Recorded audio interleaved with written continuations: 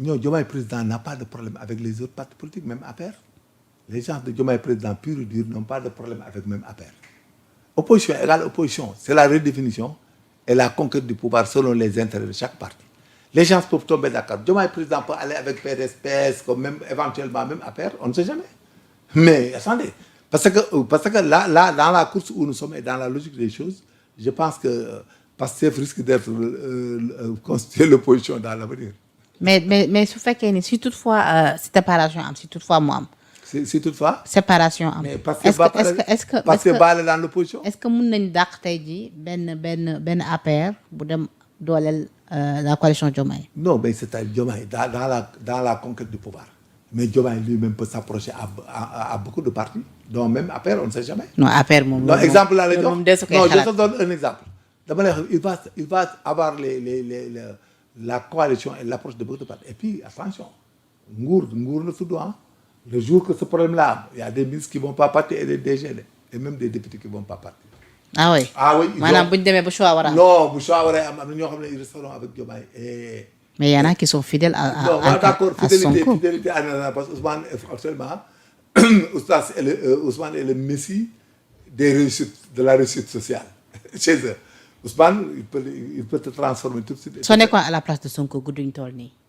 damay déclarer bu ma nekkoon place Ousmane Sonko actuellement nii xam nga moom il faut que nga jàpp ko ci nekk wax ak moom da ngay déclarer Diomaye va se présenter en 2029 mu jeex. coowal président su parti bi coalition bi. léegi nga jël lépp en compte ne je me prépare pour 2035. wala boog dañuy boole kon dans ce cas là Aïda Mbodj jël mi yëpp teg leen de côté jël keneen jox ko présidence parti bi. xam nga yow yéen jàngu leen ce qu'on appelle la relation de cause à effet jàngu leen la psychologie des choses.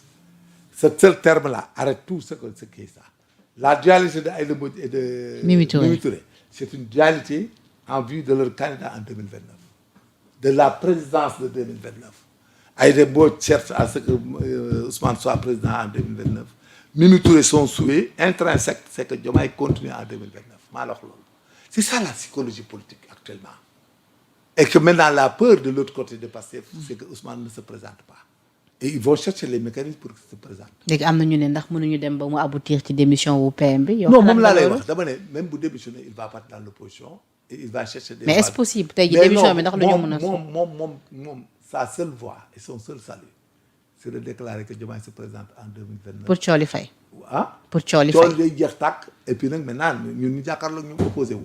et que là-bas c'est là-bas où il pourra régler tout ce qui est déboire juridique pour qu'un jour il pourra se présenter sans qu'il y ait des entraves vis-à-vis. Et si Diomaye se présente en 2029 yéen APR yéen ñi bëgg mais da ngay dem ak moom rek s'il se présente avec Pastef mais nous sommes dañuy opposé wu dee ba conquérir pouvoir bi et on verra xam nga un pays c'est un projet que tu réalises le projet que xam nga même. jabar et si entre-temps le président Macky Sall devient président de l'ONU secrétaire général des Nations Unies.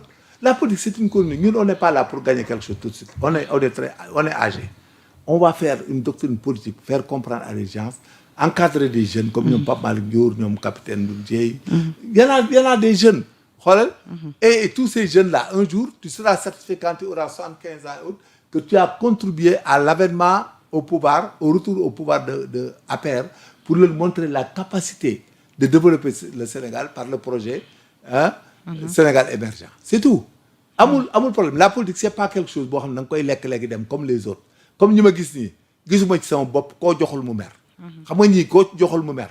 koo réglé lu mer ñun on a aucun intérêt intrinsèque direct ou indirect comme ni nga ko doon posé question nii léegi. wala lu ñuy ragal ci li ñuy def. l'essentiel kuñ ci jàkkaarloo da nga ko digaaleeg yow tey suba ak gannaaw suba ba buñ paree sax suñuy doom di ko digaaleeg yow xam nga li ma la wax donc c'est ce que nous faisons. c'est de la politique pure et dure pour Macky Sall et puis ce qui est évident. Vous aurez la surprise de ce que je dis. Un jour, vous allez voir que vous aurez la surprise. Parce que ce qui se passe dans ce pays-là, c'est de la démagogie. Les gens ne cherchent que de l'intérêt. Gis nga li ngay wax nii. bu Diomaye tàqali woon ak sa waay tey oui. mais je te jure da nga gis ay défections yoo xam ne da nga naan amul. bu ne ku bëgg a toog. Billahi laa la wax tu verras sur son sang les 70 duñ dem. léegi bu ñu waroon tàkkale ni kan mooy nekk premier ministre. non exemple laa lay jox. kan mooy assurer intérim bi. non amoo ba dans l'ordre hiérarchique il y a je pense le ministre de la justice. Yassine Fall mais c'est-à-dire dama leen di expliquer ñoom pour ñu comprendre s'ils font de la politique normale dans la logique des choses et éviter les tensions et les déboires ils déclarent que Diomaye se présentera en 2029 là-bas ku gëm projet bi ñu wax da ngay toog xaar. mais même si loolu amoon Sonko ne va pas revenir dans l'opposition parce que am na. non du revenir am na poste bi koy xaar à l'Assemblée nationale. non tu n'as pas compris il démissionne pas exemple laa lay wax dama lay wax scénario yoo xam ne c'est dans l'étude de l'approche de résolution des conflits. non man dama la wax ni la si toutefois. moom laa lay expliquer moom n'était plus le premier ministre. pour mu ñàkk ko nekk mooy dafay bëgg a présenter à tout prix il n'est pas d'accord que Diomaye continue loolu rek ay mën a tax mu tàqale ko moom mais si Diomaye xam nga deux hypothèses la Diomaye peut accepter xam nga on sait jamais ñoom entre eux la kenn mënu cee wax dara et tu me suis ah. oui Diomaye peut accepter de ne pas se présenter en 2029 et travailler pour que le monsieur se présente sans entrave du conseil constitutionnel. xam nga ça peut-être. oui. maintenant nag mais au vu de la démarche actuelle des choses et des conflits et l'avènement de Mimi Touré. man sama analyse personnelle la. je me suis dit que rien n'est encore décidé. d'accord. Il y a l'ambiguïté. mais su dee ñoom dañuy politique normale. te logique nekk dans la logique de la politique de l'idéologie politique et de la nature même et qu'ils veulent que le pays se calme sur le plan économique et autres ils déclarent officiellement vraiment que le président Diomaye sera notre candidat en 2029. D'accord. Et nous nous préparons et nous travaillons à ça pour qu'en 2029 qu'on n'ait pas de problème nangam. waxtu bi jeex mais voilà bu ñu ko defoon mais le problème est réglé. mais xam nga avec ce tempo là quel que soit X nous sommes dans l'impasse dans l'ambiguïté et dans un conflit latent. Le conflit est latent c'est pas un conflit déjà bu ñëw on l'appelle de la latence mooy conflit boo xam dana ñëw te dana ñëwaat ci kanam danay gën a tar. D'accord. Mais l'interprétation objective c'est ce que je t'ai dit tantôt. Alors Major ça a été un plaisir comme toujours maa ngi lay remercier waat ci wuy si bi nga wuy suñu invitation di la bàyyi nga tàggatoo le mot de la fin. voilà di ngi tàggatoo ak ñëpp et puis di leen gërëm di leen sant di leen wax ne ce qu'on a fait en politique c'est une objectivité logique c'est un choix logique parce que ñun ki mënoo gëm nit ba pare di dem di opposé wu feneen c'est pas possible mënoo gëm nit mu nekk dans un parti politique nekk le président et tout nga ne ko fu ñukk di dem feneen loolu yëfi gor sax àdduna nag lépp du intérêt suñu exemple bi c'est un exemple pour la jeunesse pour les femmes les hommes les enfants nit il faut jamais penser que nit mën na defar sa àdduna yàlla booy defar àdduna nit voilà c'est comme ce qu'on appelle la corruption. absence Sonko bi tamit au conseil des ministres lu mel. non je pense que boo ci duggee da ngay daal xamul da ngay daal. Ousmane dafa jëloon congé. boo ko tuddee mën nga koo tooj wala nga offensé ko parce que dans le man congé laa ne ko pourquoi guerre de Baba Diagne. D'accord. Il faut faire très attention pour les journalistes. xam nga moom il était en congé et il n'est pas retourné boobu ba tey. ah waaw dañ ko gis barki dem ci journée wu des forces armées. naa la wax xam nga waaw loolu mooy amalgame bi léegi nag. il faut attendre xam nga il peut être en congé ñu invité ko ba tey yéen a ngi jiw.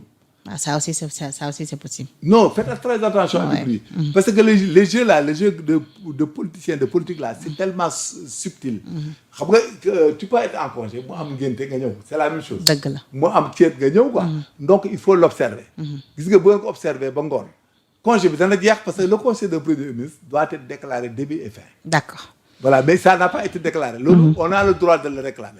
Mais n'entrez pas dans ce jeu. D'accord. Le jeu dangereux la xam nga la.